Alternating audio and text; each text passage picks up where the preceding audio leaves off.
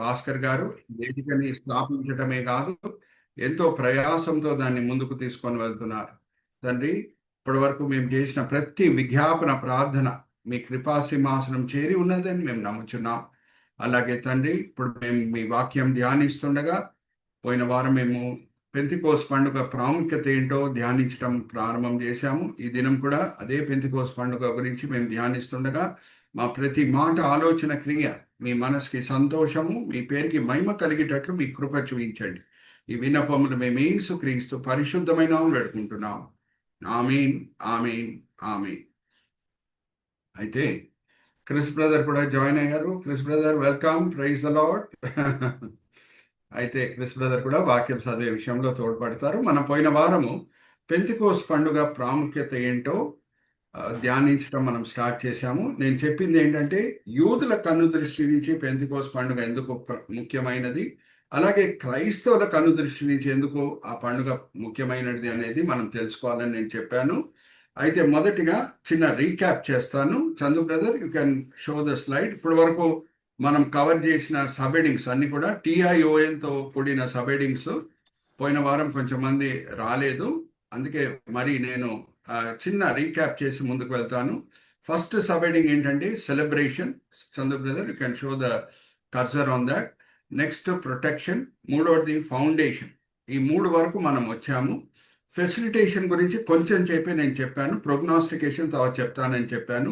Celebration, ఎందుకు యూదులకి ఈ పండుగ ప్రాముఖ్యమైన పండుగ, ఎందుకు క్రైస్తవులకి ఇది ప్రాముఖ్యమైన పండుగ. మొదటిగా యూదులది మనం చూద్దాము. ద్వితోపదేశ కాండం 16వ అధ్యాయం 16వ వచనంలో మనోహర్ పాస్టర్ గారు చదివించారు. సంవత్సరంకి 3 సార్లు యూదులు ఎక్కడున్నా సరే యెరూషలేంకి రావాలి, ఈ పండుగలని ఆచరించాలి. మొదట్లో షీలోకి వచ్చేవారు, ఎక్కడ ప్రత్యక్ష గుడారం ఉండేదో. దాని తర్వాత మనకు తెలుసు, దేవుని ప్రేరేపణతో ఆలయము సొలొమోను రాజుగా ఉన్నప్పుడు ఆ యెరూషలేంలో కట్టబడింది. సో మొదట్లో షీలోకి వచ్చేవారు సంవత్సరంలో 3 సార్లు, అలాగే దాని తర్వాత యెరూషలేంకి వచ్చేవారు. ఎందుకు ఈ 3 పండుగలు ముఖ్యమైన పండుగలు? మనకి భారతీయులంగా 15th ఆగస్ట్ చాలా ముఖ్యమైన దినం ప్రతి సంవత్సరం. ఎందుకంటే ఆ దినము మనకి స్వతంత్రము బ్రిటిష్ సామ్రాజ్యం నుంచి దొరికింది కాబట్టి. అలాగే యూదులకి పస్కా పండుగ మొదటి పండుగ, ముఖ్యమైన పండుగ. వాళ్ళు ఆచరించాలంటే పస్కా పండుగ, రెండవది పెంతికోస్తు, మూడవది పర్ణశాల పండుగ. ఎందుకు పస్కా పండుగ? ఆ దినమే వాళ్ళకి ఐగుప్తు దాసత్వం నుంచి విమోచన కలిగింది. అలాగే భారతీయులంగా మనం ఎందుకు 26 జనవరి ప్రతి సంవత్సరం పాటిస్తాం ఆర్ ఆచరిస్తాం? ఎందుకంటే ఆ దినం మనకి రాజ్యాంగము దొరికింది.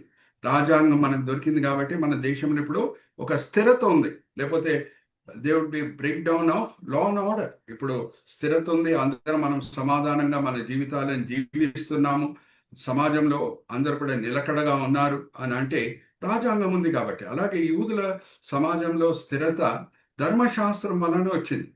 అయితే ధర్మశాస్త్రం ఎప్పుడు ఇవ్వబడింది అనేది పోయిన వారం నేను మీతో పంచుకున్నాను. యూదులు ఐగుప్తు దాసత్వం నుంచి విమోచించబడి సీనాయి కొండ దగ్గర 46వ దినం వస్తున్న సంఖ్య మనం చదువుకున్నాం. నిర్గమకాండం 19వ అధ్యాయం 1వ వచనం.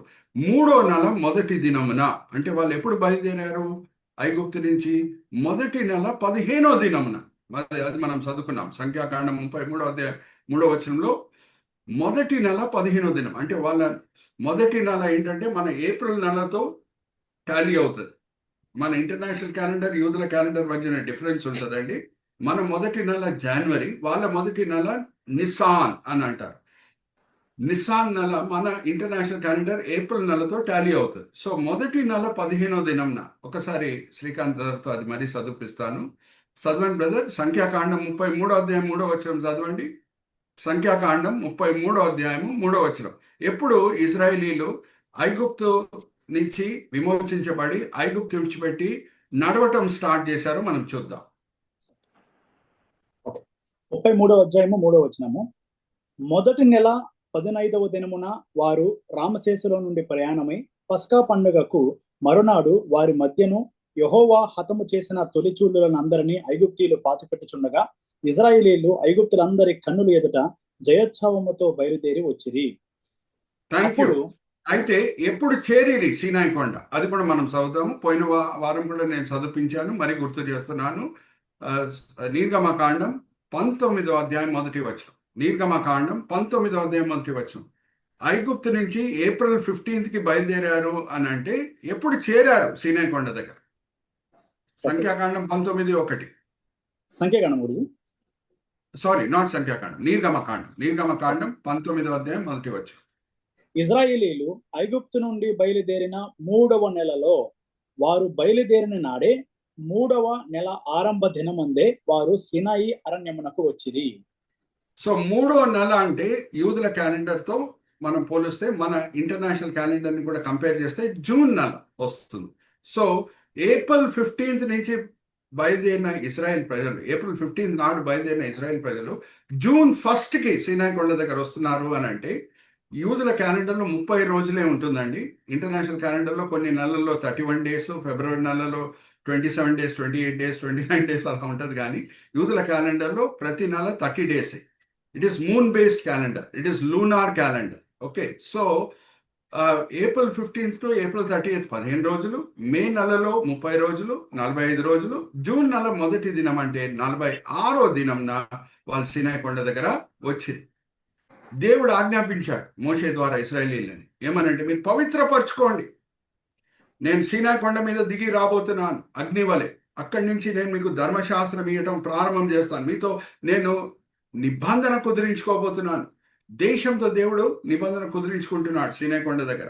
సో ధర్మశాస్త్రం ఇవ్వటం ఎప్పుడు స్టార్ట్ చేశాడు అని అంటే వీళ్ళు 4 రోజులు పరిశుద్ధపరచుకున్న తర్వాత 50వ దినం అక్కడ దేవుని సన్నిధి సీనాయి కొండ మీద దిగి వచ్చింది.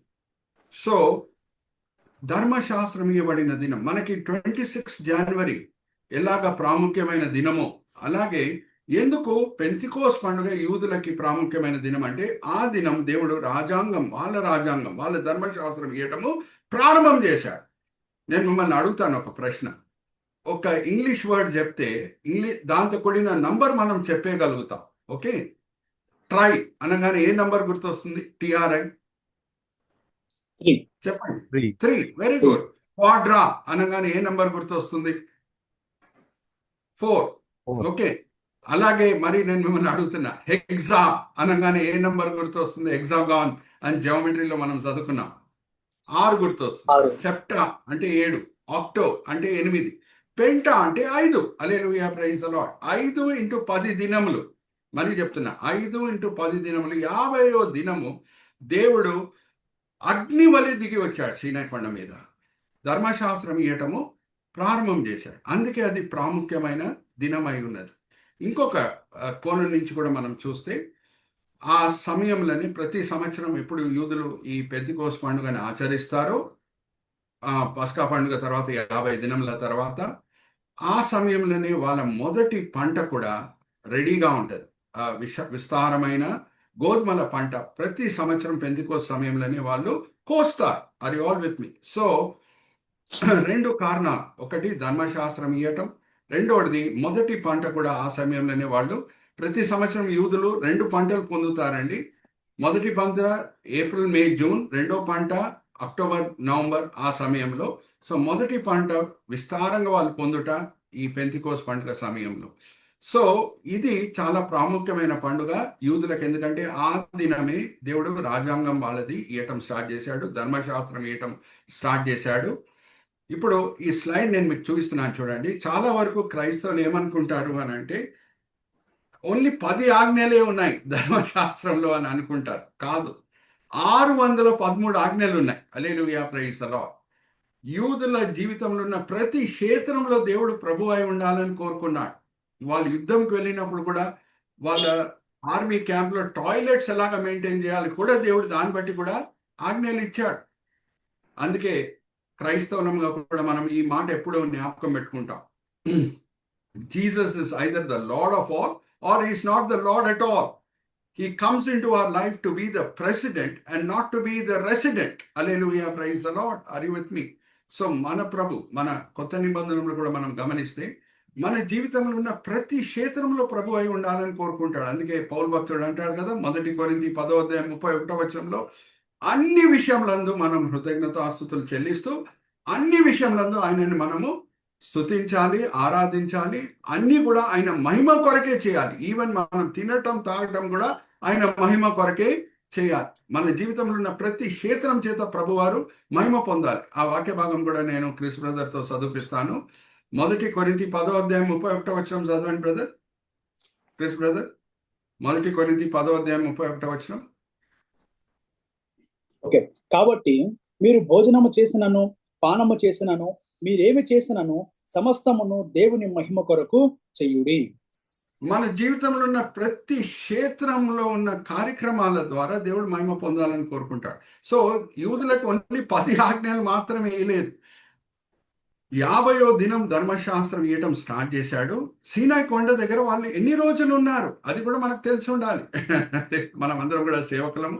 రేపు మనల్ని ఎవరైనా మన సంఘ సభ్యులు అడిగినా, వేరే మత చెందిన ప్రజలు అడిగినా సరే, సరే సీనాయి కొండ దగ్గర 50వ దినం దేవుడు ధర్మశాస్త్రం ఇవ్వటం స్టార్ట్ చేశాడు, మరి ఎన్ని రోజులు ఉన్నారు సీనాయి కొండ దగ్గర అని మనల్ని ఎవరైనా అడిగితే దానికి కూడా జవాబు ఇచ్చే స్థాయిలో మనము ఉండాలి.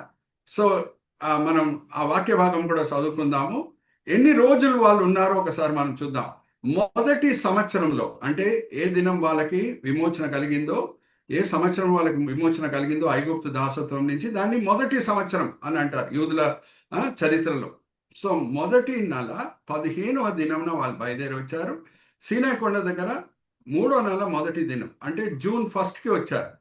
సో ఎప్పుడు సీనాయి కొండ ఇడిచిపెట్టి వెళ్తున్నారు అంటే అన్ని రోజులు అక్కడే ఉన్నారు, ధర్మశాస్త్రం వాళ్ళు పొందుతూనే ఉన్నారు. చందు బ్రదర్, మనం ఒకసారి ఆ ఫస్ట్ స్లైడ్ చూద్దాం. ఆ స్లైడ్ చూద్దామా? ఇక్కడ చూడండి, నేను చూపిస్తున్నాను చూడండి. ఈ స్లైడ్లో నిర్గమకాండంలో 20వ అధ్యాయం నుంచి జాగ్రత్త వినండి, 40వ అధ్యాయం వరకు. Chandu brother, you can show that. నిర్గమకాండము 19వ అధ్యాయం 1వ తర్వాత 20వ అధ్యాయంలో 10 ఆజ్ఞలు ఉన్నాయి. 20వ అధ్యాయం మీద కూడా ఒక్కసారి కర్సర్ పెట్టి చూపించండి చందు బ్రదర్. ఎక్సోడస్ 19:1 పక్కన 20 కూడా ఉంది చూడండి. అక్కడి నుంచి నిర్గమకాండం 40వ అధ్యాయం వరకు ఏమేమి ఆజ్ఞలు ఉన్నాయో అవన్నీ కూడా వాళ్ళు సీనాయి కొండ దగ్గర పొందారు. మరి లేవి కాండంలో ఉన్న అన్ని ఆజ్ఞలు అది కూడా సీనాయి కొండ దగ్గరే పొందారు. హల్లెలూయా, ప్రైజ్ ది లార్డ్. దాని తర్వాత సంఖ్యాకాండం 10వ అధ్యాయం నేను ఇప్పుడు క్రిస్ బ్రదర్తో చదివిస్తాను. సంఖ్యాకాండం 10వ అధ్యాయం 11, 12 వచనాల్లో వాళ్ళు సీనాయి కొండ విడిచిపెట్టి వెళ్ళటం ఆర్ అక్కడి నుంచి కదలటం మనము చూస్తున్నాం. దాన్ని బట్టి ఎన్ని రోజులు సీనాయి కొండ దగ్గర ఉండి ఆజ్ఞలని వాళ్ళు పొందారో మనం ఒకసారి చూద్దాం. చదవండి క్రిస్ బ్రదర్, సంఖ్యాకాండం 10వ అధ్యాయం 11, 12. ఒక్క నిమిషం. 11, 12 వచనాలు. 2వ సంవత్సరము 2వ నెల 20వ తేదీని మేఘము సాక్ష్యపు మందిరము మీద నుండి పైకెత్తబడిన గనక ఇజ్రాయేలీలు సీనాయి అరణ్యము నుండి ప్రయాణములు చేయసాగిరి. హల్లెలూయా, ప్రైజ్ ది లార్డ్. సో 3వ నెల మొదటి దినం అంటే ఒక సంవత్సరం జూన్ 1కి వస్తే నెక్స్ట్ ఇయర్ మే 20th వరకు అక్కడ ఉన్నారు. Hallelujah, praise the Lord. Are you all with me? May 20th వరకు వాళ్ళు ఉన్నారు. అంటే 11 నెలలు 20 రోజులు, 11 నెలలు 20 రోజులు వాళ్ళు సీనాయి కొండ దగ్గర నుండి ధర్మశాస్త్రంతో కూడిన విధులన్నీ కూడా దేవుని దగ్గర నుంచి పొందారు. Are you all with me? So ఎప్పుడు ప్రారంభమైంది ధర్మశాస్త్రం ఇవ్వటం? 50వ దినం. అందుకే పెంటికోస్ పండుగ వాళ్ళకి ముఖ్యం. అయితే క్రైస్తవులకి ఎందుకు ముఖ్యం అని అంటే, యేసుక్రీస్తు ప్రభువారికి ఇవ్వబడిన అనేక పేర్లు లేఖనంలో ఒక పేరు ఏంటంటే ఆయన పెళ్లి కుమారుడు. జాగ్రత్త వినండి, పెళ్లి కుమారుడు. మిమ్మల్ని అడుగుతున్నా, చాలా ఎలిమెంటరీ క్వశ్చన్. పెళ్లి కుమారుడు జన్మం దినంని ఏ దినంగా సార్వత్రిక సంఘం ఆచరిస్తుంది చెప్పండి? పెళ్లి కుమారుడు జన్మంని ఏ దినంగా సార్వత్రిక సంఘం ఆచరిస్తుంది? డిసెంబర్ 25 క్రిస్మస్ పండుగగా ఆచరిస్తాం. సో పెళ్లి కుమార్తె జన్మం, హల్లెలూయా, ప్రైజ్ ది లార్డ్. సంఘం ఏ దినం జన్మిస్తుంది? పెంతికోస్తు పండుగ దినంన 3000 యూదులు క్రైస్తవులుగా మార్చబడుతున్నారు. యేసు నామంలో బాప్తిజం పొందుతున్నారు, సంఘంలో చేర్చబడుతున్నారు. ఆ సంఘం ఆ దినమే జన్మిస్తున్నది. Are you all with me? So పెళ్లి కుమార్తె జన్మ దినము అదే పెంతికోస్తు పండుగ క్రైస్తవుల కను దృష్టి నుంచి. సో యూదుల కనుదృష్టి నుంచి పెంతెకోస్తు పండుగ ఎందుకు ప్రాముఖ్యము? ఆ దినమే దేవుడు ధర్మశాస్త్రం ఇవ్వటం స్టార్ట్ చేశారు. క్రైస్తవుల కనుదృష్టిలో ఎందుకు అది చాలా ముఖ్యము?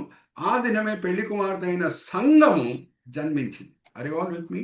So let's come to the second point. నిశ్శబ్దంగా జరిగే అద్భుతం గురించి నేను మీతో పంచుకున్నాను పోయిన వారం కూడా. కొంచెం మంది లేరు, అందుకే మరీ గుర్తు చేస్తున్నాను.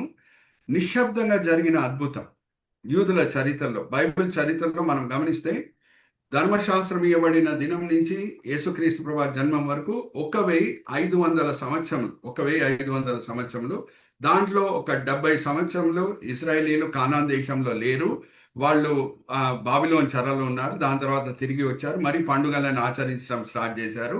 అయితే జాగ్రత్తగా వినండి, ఈ 1500 సంవత్సరముల్లో జరిగిన ఒక నిశ్శబ్దమైన అద్భుతం ఏంటి? మనము తేటగా కనిపించే అద్భుతాలు, శబ్దంతో కూడిన అద్భుతాలు బట్టి హల్లెలూయా ప్రైజ్ ద లార్డ్ చెప్తాం. కానీ నిశ్శబ్దంగా జరిగే అద్భుతాలు బట్టి మనం ప్రైజ్ ద లార్డ్ చెప్తామా? అప్పుడప్పుడు చెప్పాలి. విశాలమైన ఎరికో గోడ కూడిపోయినప్పుడు శబ్దం వచ్చింది, అది తేటగా అందరి ముందు కనిపించే అద్భుతమే. కానీ అదే సమయంలో నిశ్శబ్దంగా ఒక అద్భుతం జరుగుతున్నది. ఎరికో గోడ భాగం మీద, ఒక భాగం మీద రాహాబిల్ ఉంది, అది మాత్రం కూలిపోవట్లేదు. అది నిశ్శబ్దంగా జరిగిన అద్భుతం. Hallelujah praise the lord. So జాగ్రత్తగా వినండి, ఒక నిశ్శబ్దమైన అద్భుతం 1500 ఇయర్స్ ఆఫ్ ఇజ్రాయలీ హిస్టరీ ఏంటంటే అదేంటో మీతో పంచుకునే ముందు నేను మిమ్మల్ని ఒక ప్రశ్న అడుగుతానండి. మన భారతదేశంకి కొన్ని సెన్సిటివ్ బార్డర్స్ ఉన్నాయి. సెన్సిటివ్ బార్డర్స్ అంటే అరుణాచల్ ప్రదేశ్ బార్డర్ చాలా సెన్సిటివ్. ఎందుకంటే అక్కడి నుంచే చైనీస్ సైన్యము భారతదేశం లోపల దూరుటకు ఎప్పుడు ప్రయత్నిస్తూ ఉంటుంది. అలాగే కాశ్మీర్ బార్డర్ కూడా చాలా సెన్సిటివ్, ఎందుకంటే ఆ కాశ్మీర్ బార్డర్ ద్వారానే పాకిస్తాన్ సైన్యం భారతదేశం లోపల దూరుటకు ప్రయత్నిస్తూ ఉంటుంది. సో అనుకుందాం, భారతదేశం ప్రభుత్వం ఆగస్ట్ 15 నాడు ప్రతి సంవత్సరం, అలాగే జనవరి 26 నాడు, ఈవెన్ అందరూ ఇంక్లూడింగ్ సైనికులు, పురుషులందరూ కూడా సైనికులతో పాటు ఎవరు ప్రకారంలో కాపలా కాస్తున్నారో వాళ్ళు కూడా న్యూఢిల్లీకి వచ్చేయాలని ఆజ్ఞాపిస్తే అరుణాచల్ ప్రదేశ్ ప్రకారం ద్వారా చైనీస్ సైన్యం లోపల దూరడానికి ఆస్కారం లేదు. ఎస్ ఆర్ నో చెప్తున్నా. అక్కడ అరుణాచల్ ప్రదేశ్ సైనికులు కూడా ఢిల్లీకి వచ్చేస్తే చైనీస్ ఆర్మీ లోపల దూరదు. ఎస్ ఆర్ నో చెప్పండి. ఎస్. అలాగే కాశ్మీర్ నుంచి సైనికులందరూ కూడా న్యూఢిల్లీకి వచ్చేస్తే కాశ్మీర్ బార్డర్స్ ద్వారా పాకిస్తాన్ సైన్యం లోపల దూరిపోతుంది. కానీ నిశ్శబ్దంగా జరిగిన అద్భుతం ఏంటంటే, ఒకసారి చదవండి 34వ అధ్యాయము 23-24 క్రిస్ బ్రదర్, నిర్గమకాండం 34వ అధ్యాయం 23-24.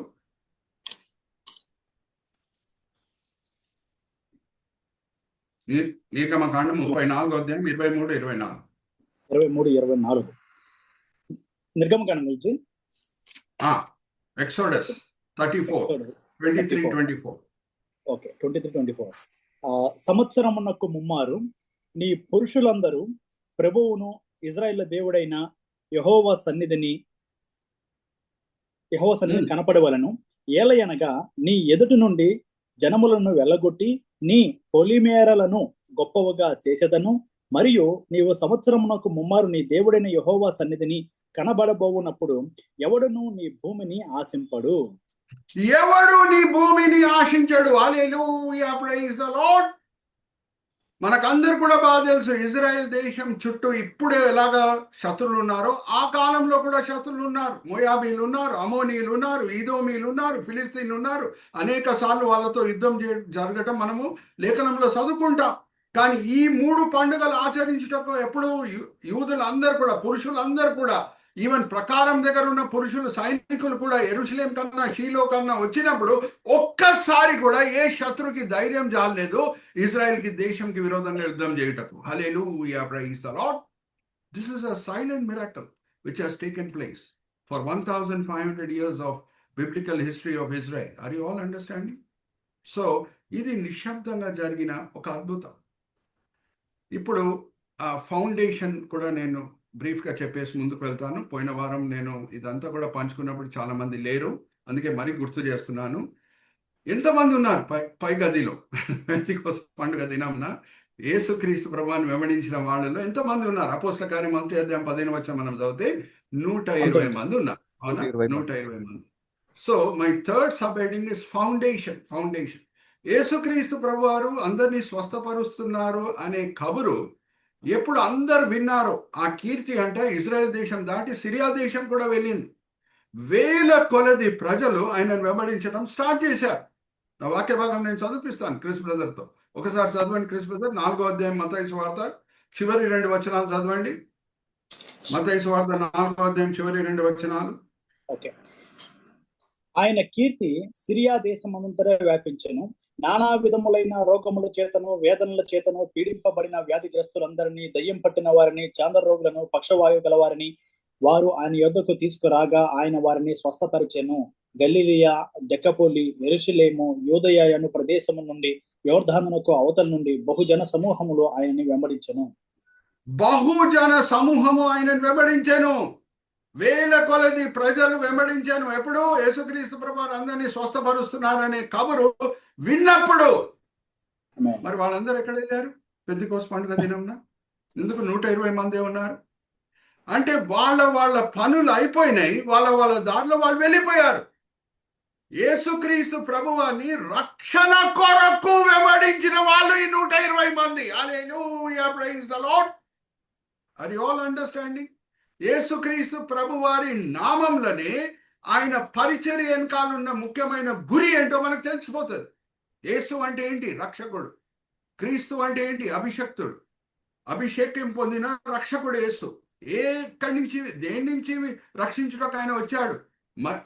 యోసేపుతో దేవదూత మాట్లాడినప్పుడు కలలో ఏమని చెప్తుంది? ఆ పుట్టబోయే శిశువుని యేసు అనే పేరు పెట్టు, ఆయన పాపముల నుంచి ప్రజలని రక్షిస్తాడు. హల్లెలూయా, ప్రైజ్ ది లార్డ్. ఆయన నామం దాటి వెళ్ళే అవసరం లేదు. యేసుక్రీస్తు ప్రభువారి పరిచర్య వెనకాల ఉన్న ముఖ్యమైన గురి ఏంటో తెలుసుకోవాలంటే ఆయన నామంలోనే అది ఉంది. వీళ్ళందరూ కూడా స్వస్థత కొరకు వెంబడించారు. వేల కొలది ప్రజలు వాళ్ళ దారిలో వెళ్ళిపోయారు. దాని తర్వాత మనకందరు కూడా తెలుసు, ఈ వాక్య భాగం కూడా నేను చదివిస్తాను క్రిస్ బ్రదర్తో. యేసుక్రీస్తు ప్రభువారు ఎప్పుడు 5,000 మంది పురుషులని చక్కగా భోజనం పెట్టి వాళ్ళ ఇంట్లోకి పంపించారో, ప్రజలు ఉచితమైన భోజనాల కొరకు ఆయనను వెంబడించడం స్టార్ట్ చేశారు. ఉందా లేఖనంలో? ఉంది, చూద్దాం. యోహాను సువార్త 6వ అధ్యాయం 24-25 చదవండి క్రిస్ బ్రదర్. యోహాను సువార్త 6వ అధ్యాయం 24-25. కాబట్టి యేసును ఆయన శిష్యులను అక్కడ లేకపోవుట జన సమూహము చూచినప్పుడు వారు ఆ చిన్న దోణులెక్కి యేసును వెతుకుచూ కపెర్నహూమునకు వచ్చిరి. సముద్రపు అద్దరిని ఆయన కనుగొని, బోధకుడా, నీవెప్పుడు ఇక్కడికి వచ్చితివని అడగ్గా, యేసు, మీరు సూచనలను చూచటం వలన కాదు గాని రొట్టెలను భుజించి తృప్తి పొందుట వలననే నన్ను వెతుకుచున్నారు అనెను. ఆహారం కొరకు వెంబడిస్తున్నా. చూడండి, ఇప్పుడు కూడా ఎక్కడన్నా ఈటింగ్ ఆఫ్టర్ మీటింగ్ అని అనౌన్స్ చేయండి, క్రౌడ్స్ చాలా ఎక్కువ మంది ఉంటారు. ఈటింగ్ ఆఫ్టర్ మీటింగ్ అంటే. సో జాగ్రత్తగా వినండి. ఏంటి పునాది కారణమై ఉండాలి ప్రభుని వెంబడించుటకు? రక్షణ కొరకు. ఆయనే జీవము, ఆయనే మార్గము, ఆయనే సత్యము. ఆయనను సొంత రక్షకుడిగా అంగీకరిస్తేనే మన పేర్లు జీవ గ్రంథంలో రాయబడతాయి, మనం పరలోకం చేద్దాం. క్రైస్తవ కుటుంబంలో ఎవరైనా పుడితే క్రైస్తవులు అయిపోరు. యేసుక్రీస్తు ప్రభుని సొంత రక్షకుడిగా అంగీకరించాలి. అందుకే పౌలు భక్తుడు ఏమని అంటాడు? గలితీయులకు రాసిన పత్రిక 6వ అధ్యాయం 14వ వచనంలో, సిల్వ తప్పితే నేను దేని బట్టి అతిశయించను. మనం ఏ పుస్తకం అన్నా చదివే ముందు మన సంఘ సభ్యులను కూడా ఎంకరేజ్ చేయాలి. ఏ పుస్తకం, ఏ పత్రిక, ఏ సందర్భంలో రాయబడింది అనేది కూడా మన సంఘ సభ్యులకి తెలిసి ఉండాలి. మనం ఎంకరేజ్ చేయాలి, చదవండి అని. ఎందుకు గలితీయులకు రాసిన పత్రిక రాయబడింది? ఎందుకు పౌలు భక్తుడు క్లైమాక్స్కి తీసుకొని వెళ్తున్నాడు? యేసు సిల్వ తప్పితే నేను దేని బట్టి అతిశయించను అని. గలితియా సంఘములు అని ఉంటది, కానీ 1వ అధ్యాయం 1వ వచనంలో మొదటి 2 వచనాల్లో సంఘము అని ఉండదు. సో ఈ గలితియా ప్రాంతం అంటే ఏంటి? పౌలు బర్నబా మొదటి ఆత్మిక దండయాత్రలు వెళ్ళినప్పుడు 4 పట్టణాల్లో సంఘాలు స్థాపించారు. లిస్ట్రా, డర్బీ, ఇకోనియం, అంత్యోక్. ఇదే గలితియా ప్రాంతం. ఒకసారి చదువుదామా? గలితీయులకు రాసిన పత్రిక 1వ అధ్యాయం 1-2 వచనాలు క్రిస్ బ్రదర్. గలితియా సంఘములు అనుందా, సంఘము అనుందా? చూద్దాం. ఓకే.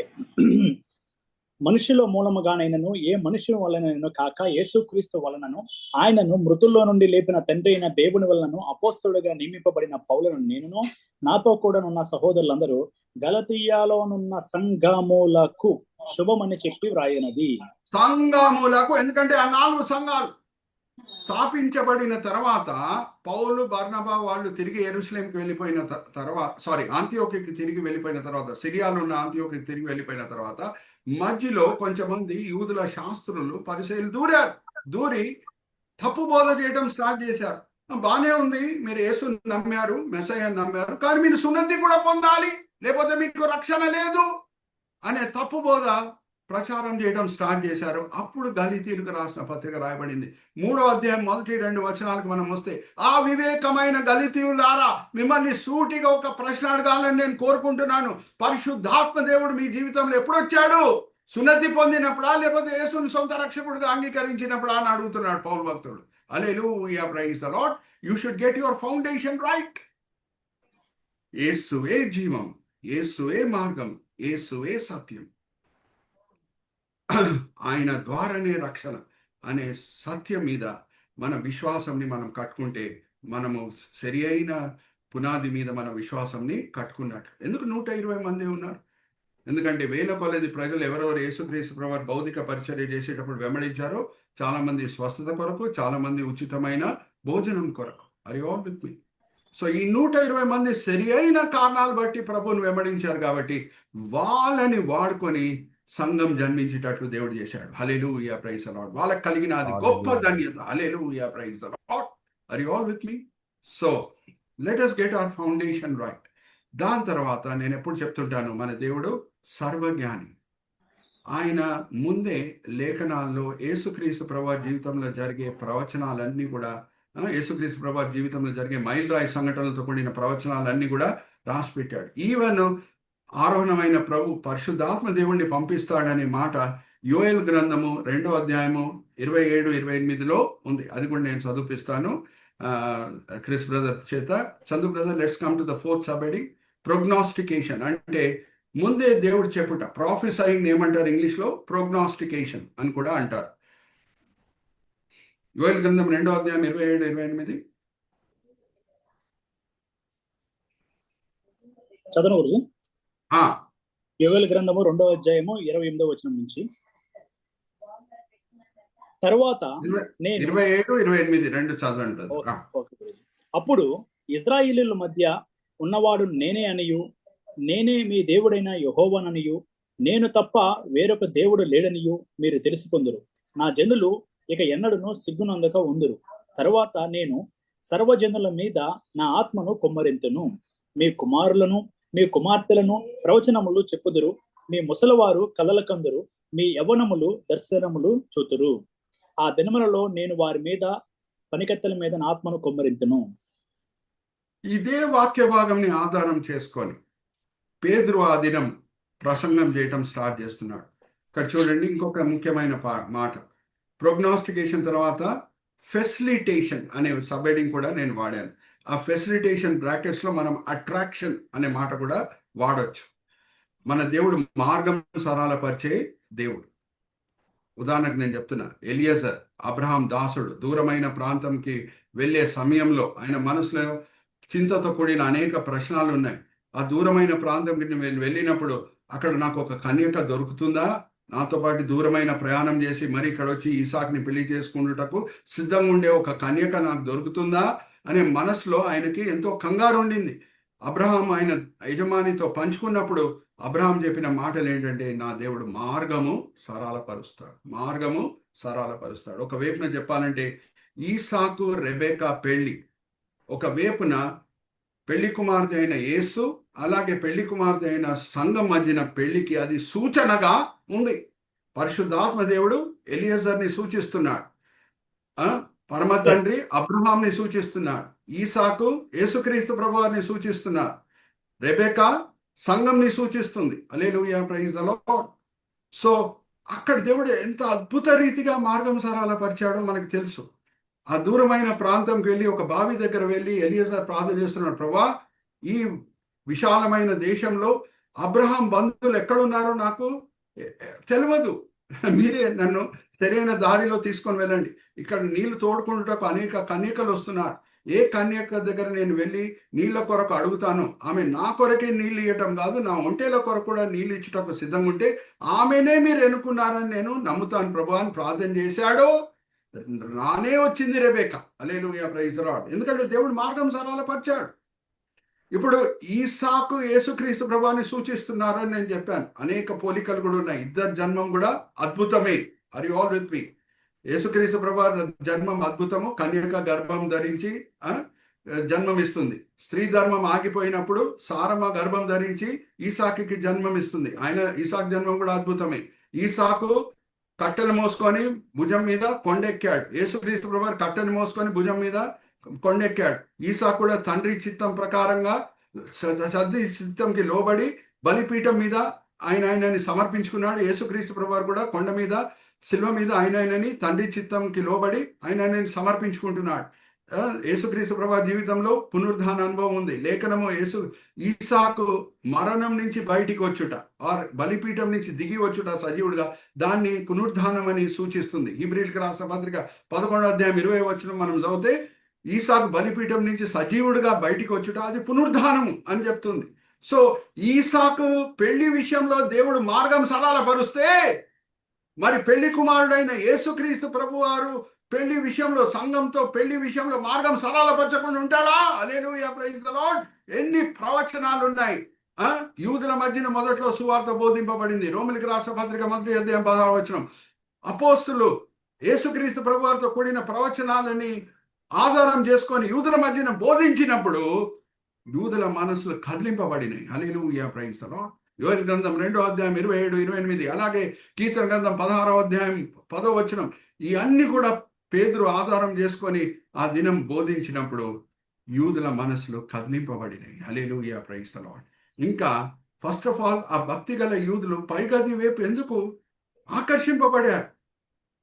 వాళ్ళందరూ ఇంకా యూదులే, ఇంకా క్రైస్తవులు అవ్వలేదు, అవిశ్వాసులే. ఇంకా క్రైస్తవులు అవ్వలేదు. సంఘం లోపల ఇంకా వాళ్ళు రాలేదు, ఇంకా వాళ్ళు క్రైస్తవులు అవ్వలేదు. వాళ్ళు ఏ ప్రాంతాల నుంచి వచ్చారో అపోస్తల కార్యం 2వ అధ్యాయం 9వ వచనం నుంచి నేను చదివిస్తాను. అపోస్తల కార్యం 2వ అధ్యాయం 9వ వచనం నుంచి 12వ వచనం. 15 దేశం నుంచి వచ్చారు. ఆ దేశంకి చెందిన భాషల్లో ఈ గలీలీయులు ఎవరు? ఇజ్రాయెల్ దేశం విడిచిపెట్టి ఎప్పుడు బయటికి వెళ్ళని గలీలీయులు దేవుని గొప్ప కార్యములు ప్రకటిస్తున్నారు ఆ దేశంకి చెందిన భాషల్లో. అందుకు పైగది వైపు వాళ్ళు ఆకర్షింపబడారు. ఒకసారి చదవండి. సో పార్థీయులు, మాధీయులు, ఎలామీయులు, మెసొపొతేమియా, యూదయ, కప్పదొకియా, పొంతు, అసియా, ఫ్రుగియా, పంఫూలియా, ఐగుప్తు అను దేశములందల వారును, కురేనే దగ్గర లిబియా ప్రాంతంలో యందు కాపురం ఉన్న వారును, రోమా నుండి పరవాసులుగా వచ్చిన వారును, యూదులు, యూదా మత ప్రవిష్టులు, క్రేతీయులు, అరబీలు మొదలైన మనమందరము వీరు మన భాషలతో దేవుని గొప్ప కార్యములను వివరించట వినుచున్నామని చెప్పుకున్నది. చూడండి, అది వాళ్ళని ఆకర్షించింది. ఏ భాషలో మాట్లాడుతున్నారు? అన్య భాషల్లో మాట్లాడుతున్నారు. అందుకే పౌలు భక్తుడు ఏమంటాడు? ఒక సేవకుని పరిచర్య తగ్గట్టు, పిలుపు తగ్గట్టు, ఆయన ఉన్న వాతావరణం తగ్గట్టు దేవుడు వరాలు ఇస్తాడు. హల్లెలూయా, ప్రైజ్ ది లార్డ్. 5 పరిచర్యలు ఉన్నాయి. కొంచెమంది అపోస్తలు, కొంచెమంది ప్రవక్తలు, కొంచెమంది సువార్థికులు, కొంచెమంది ఉపదేశకులు, కొంచెమంది కాపర్లు. కాపర్లు ఎక్కువ వరకు వాళ్ళ పరిచర్య క్రైస్తవుల మధ్యనే చేస్తారు. వాళ్ళకి బుద్ధి వాక్యం, జ్ఞాన వాక్యం దేవుడు ఇస్తాడు. లోతైన మర్మాలు లేఖనంలో ఉన్నవి వాళ్ళు అర్థం చేసుకొని సంఘ సభ్యులకు బోధించేటట్లు చేస్తాడు. కానీ మన సువార్థికులు, అపోస్తులు ఎక్కువ వరకు అన్యుల మధ్యన పరిచర్య చేస్తారు. వాళ్ళు అద్భుతాలు చేసే వరాలు, అన్య భాషలు మాట్లాడే వరాలు దేవుడు వాళ్ళకి ఇస్తాడు. హల్లెలూయా, ప్రైజ్ ది లార్డ్. ఆ దినము అపోస్తులు అన్య భాషల్లో మాట్లాడకుండా ఉంటే ఈ భక్తి గల యూదులు పైగది వైపు ఆకర్షింపబడే వాళ్ళే కాదు. హల్లెలూయా, ప్రైజ్ ది లార్డ్. దాని తర్వాతనే పేతురు ప్రసంగం స్టార్ట్ అవుతుంది. హల్లెలూయా, ప్రైజ్ ది లార్డ్. అప్పుడే ఆయన ప్రవచనాలను ఆధారం చేసుకొని మాట్లాడుతున్నాడు. కానీ వాళ్ళు మొదటి అడుగు అయితే పైగది వైపు వేయాలి కదా. ఏం చేసింది? అన్య భాషలు మాట్లాడటం. సో పరిచర్య తగ్గట్టు దేవుడు వరాలు ఇస్తాడు. మనం సేవకులం గారే ఈయనకి ఈ వరాలు ఉన్నాయి, నాకు ఈ వరాలు లేవు అని ఎప్పుడు బాధపడే అవసరం లేదు. మన పరిచర్య తగ్గట్టు దేవుడు మనకి వరాలు ఇస్తాడు. హల్లెలూయా, ప్రైజ్ ది లార్డ్. ఒకసారి 1 కొరింథీ 14వ అధ్యాయం 22వ వచనం చదువుదామా? 1 కొరింథీ 14వ అధ్యాయం 22వ వచనం.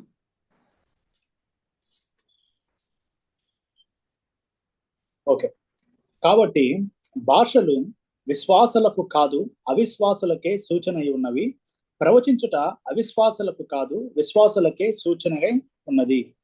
హల్లెలూయా, ప్రైజ్ ది లార్డ్.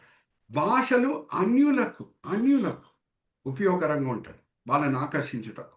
సూచనలుగా ఉంటుంది. కానీ ప్రవచించడం, అధికారంతో, శక్తితో వాక్య పరిచర్య చేయటం, అది విశ్వాసుల మధ్యన ఒక కాపరి అన్న ఉపదేశకుడన్నా చేస్తాడు. Hallelujah, praise the lord. అందుకే కాపర్లకు ఉపదేశకులకు దేవుడు బుద్ధివాక్యం, జ్ఞానవాక్యము ఇస్తాడు. Are you all with me?